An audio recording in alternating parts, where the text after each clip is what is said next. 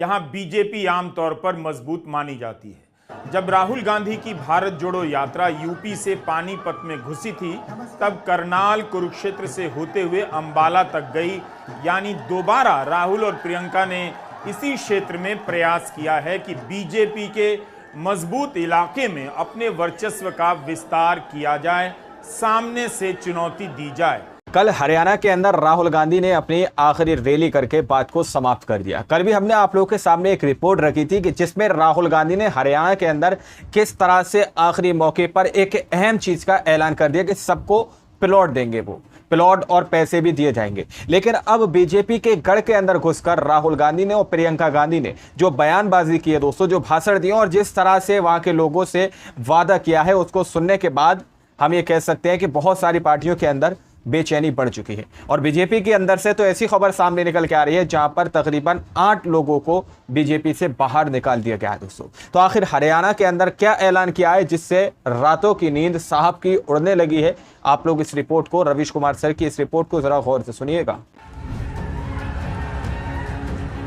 बहनों और भाइयों, राम राम। जो नेता आपके सामने आए सर झुका के आए, घमंड करके ना आए, 56 इंच की छाती वाली बातें ना करे, ये बात करे कि तुम ही मेरे भगवान हो, कि ये पब्लिक है जिसने मुझे बनाया है, और क्योंकि इस पब्लिक ने बनाया है इसलिए मेरा दायित्व है, मेरी जिम्मेदारी है कि मैं इस पब्लिक, यहाँ के किसानों को, यहाँ के मजदूरों को, यहाँ की महिलाओं को, यहाँ के नौजवानों को आगे बढ़ाऊं, उनका विकास कराऊं। अदानी जी के बारे में सोचिए, सबसे बड़े महलों में रहते हैं और हर सुबह 24 घंटा उनके बैंक अकाउंट में धड़ाधड़ धड़ाधड़ धड़ाधड़ धड़ाधड़ पैसा आता है, नॉन स्टॉप धड़ाधड़ पैसा मतलब जैसे सुनामी आती है ना, वैसे ही उनके बैंक अकाउंट में पैसा घुस रहा है। और जितना ही पैसा उनके बैंक अकाउंट में सुनामी जैसे घुस रहा है, उतना ही पैसा आपके बैंक अकाउंट में से तूफान जैसे पैसा निकलता जा रहा है। कौन 8000 किलोमीटर इस देश में चलता है इस देश को एक रखने के लिए, और कौन 8000 किलोमीटर दूर दुनिया के हर देश में भ्रमण करता है, लेकिन आपकी समस्याओं को सुनने के लिए, आपके किसानों से मिलने के लिए 5 मिनट नहीं निकालता। पहचान लीजिए, पूरी तरह से हरियाणा को हिलाकर रख दिया दोस्तों। लाती है। यहीं पिपली में लाठी किस पे चलाई इन्होंने?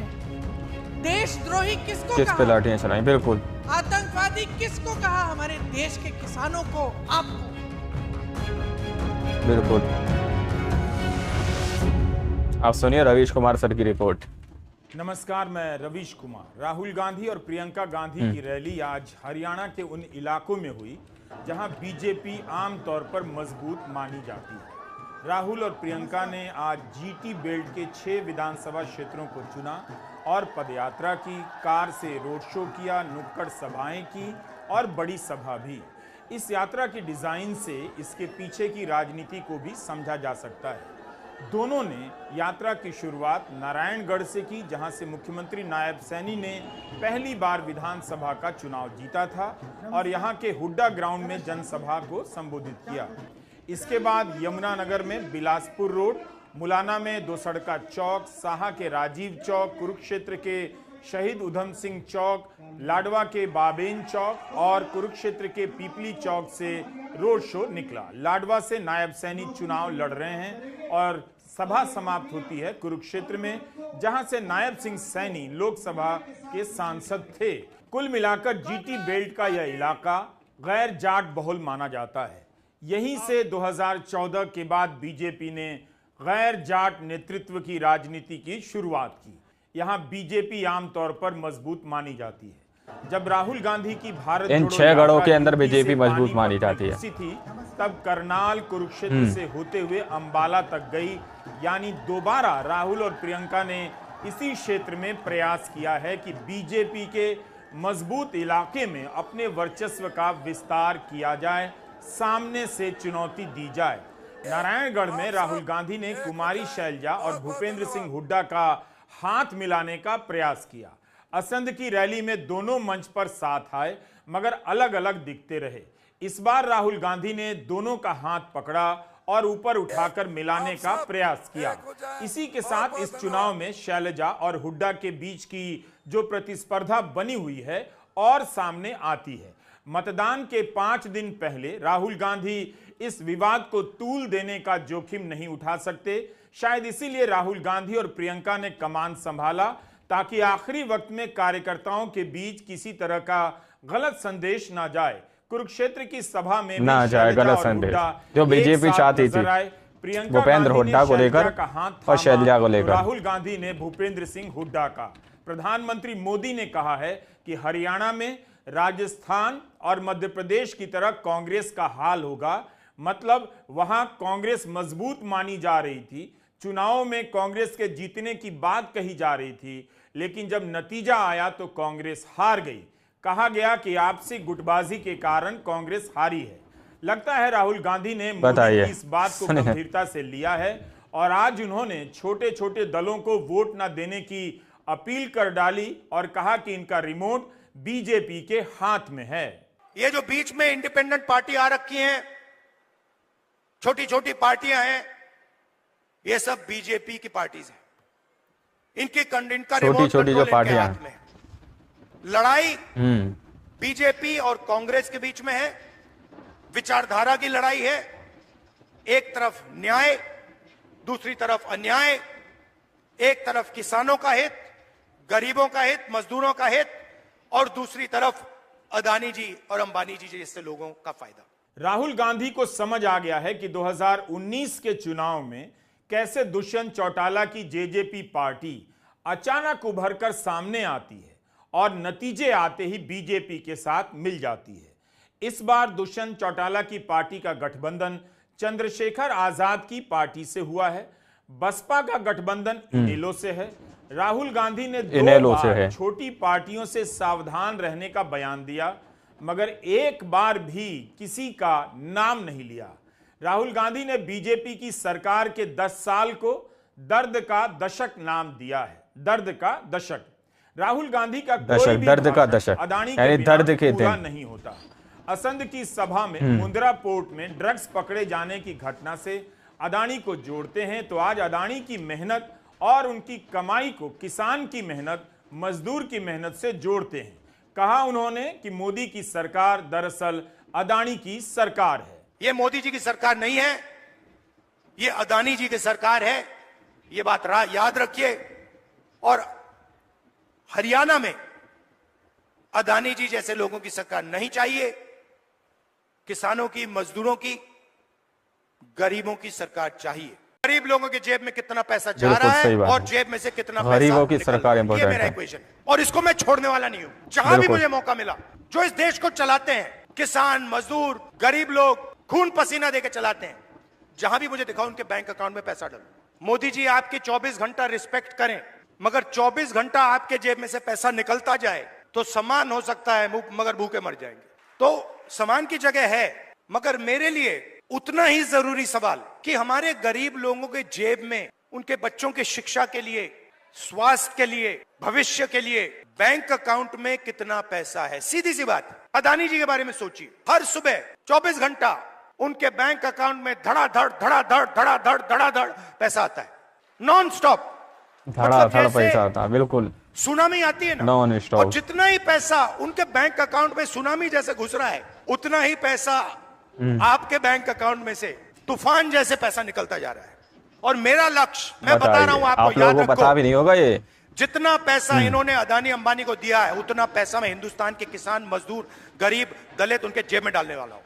एक ना एक तरीका निकाल कर, एमएसपी दिलवाकर, कर्जा माफ कर मैं बता रहा हूं, जितना नरेंद्र मोदी ने इनको दिया ना, आप देख लेना, उतना पैसा हम कांग्रेस पार्टी में गरीबों को देने वाले हैं। सिंपल सी बात है। अगर आप उनको पैसा देते हो तो इनको देना ही पड़ेगा। मीडिया में अदानी जी 24 घंटा एनडीटीवी पे, बाकी मोदी के गढ़ में घुस के इस तरह की बात हो रही है। नरेंद्र मोदी जी का चेहरा दिखाते रहते हैं। राहुल गांधी और प्रियंका गांधी का भाषण अलग अलग था, लेकिन दोनों ने मिलकर एक ही साथ हरियाणा के कई मुद्दों को कवर किया। नारायणगढ़ की सभा में राहुल गांधी अग्निवीर और बेरोजगारी पर बोल रहे थे तो प्रियंका गांधी ने परिवार पहचान पत्र जैसे मुद्दों को उठाया, महंगाई की बात की। प्रियंका ने इसे परिवार परेशान पत्र का नाम दिया। दोनों की आखिरी सभा कुरुक्षेत्र के थानेसर में हुई। प्रियंका गांधी आज सम्मान का मुद्दा उठाती रही तो राहुल गांधी ने इस बात पर जोर दिया कि जब तक जीवन में बेहतरी नहीं होगी सम्मान नहीं मिलेगा। यह सम्मान मिलेगा अवसरों में बराबर की भागीदारी से। हम प्रियंका गांधी का पूरा भाषण सुना रहे हैं। कम से कम एक भाषण सुनना चाहिए जिससे अंदाजा हो कि राजनीतिक तौर पर वो किस तरह से जनता के बीच और जनता के किन मुद्दों को लेकर बीजेपी पर निशाना साध रही हैं और जनता से संवाद बीजेपी के ऊपर निशाना साध रही क्षेत्र हैं। है, बिल्कुल धर्म क्षेत्र सुनिए है। वाड्रा राहुल गांधी को, यहाँ से प्रियंका गांधी जी को। दुनिया में सब धर्मों के बीच हमारे धर्म का संदेश यहीं से उभरा, यहीं से उठा। यहीं पे 5 पांडवों ने कौरवों की सैकड़ों की सेना को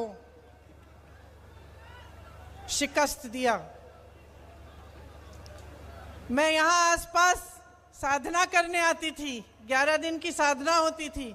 यहीं से कुछ 45 मिनट दूर होगा, आधा घंटा दूर होगा, और गुरुजी का प्रवचन सुनना था। हर शाम को मौन साधना थी, तो 11 दिन हम मौन रहते थे।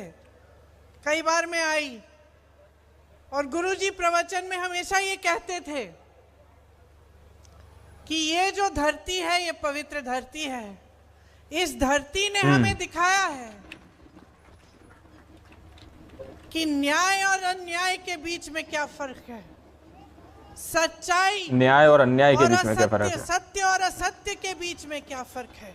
अब वीडियो के अंदर साफ तौर पर राहुल गांधी ने बताया कि किस तरह से रोजाना सुबह अडानी अंबानी के अकाउंट में धड़ा धड़ पैसा जा रहा है। एक तरफ किसानों का खून चूसा जा रहा है, एक तरफ किसानों के ऊपर तरह तरह के टैक्स लगाए जा रहे हैं। जहां पर किसानों को रोजगार देने की बात कही गई थी, उनके ऊपर टैक्स लगाने की बात कही जा रही है। हाल ही में उनके ऊपर ऐसे कानून लगाने की भी बात कही गई थी जो आप लोगों को पता है, मैं नहीं बताना चाहता किस तरह के कानूनों को दोबारा से, काले कानूनों को किसानों के ऊपर लगाने की बात कही गई थी। लेकिन अब हरियाणा के अंदर प्रियंका गांधी ने और राहुल गांधी ने सीधे तौर पर अपने लास्ट यात्रा के दौरान लोगों को जो संबोधित किया दोस्तों, जहां पर उन्होंने पद यात्रा भी की और कार से भी रोड शो भी किया और नुक्कड़ यात्रा भी की, वहां पर लोगों को संबोधित किया गया। उस दौरान उन्होंने बताया कि यहां पर गरीब मजदूर मिस्किनों की सरकार बनने जा रही है, ना कि अंबानी और अडानी जैसे लोगों की। लेकिन उसी बीच एक बड़ा दावा भारतीय जनता पार्टी कर रही है कि जिस तरह से और राज्यों के अंदर जिस तरह से कांग्रेस की हवा देखने को मिल रही थी, जिस तरह से कांग्रेस आगे बढ़ंत में दिख रही थी,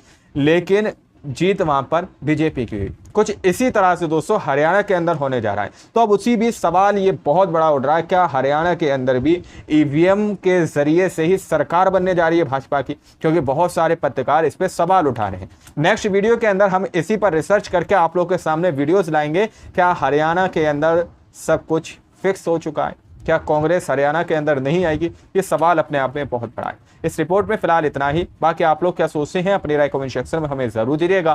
मिलते हैं अगली वीडियो में, जब तक के लिए जय हिंद जय भारत।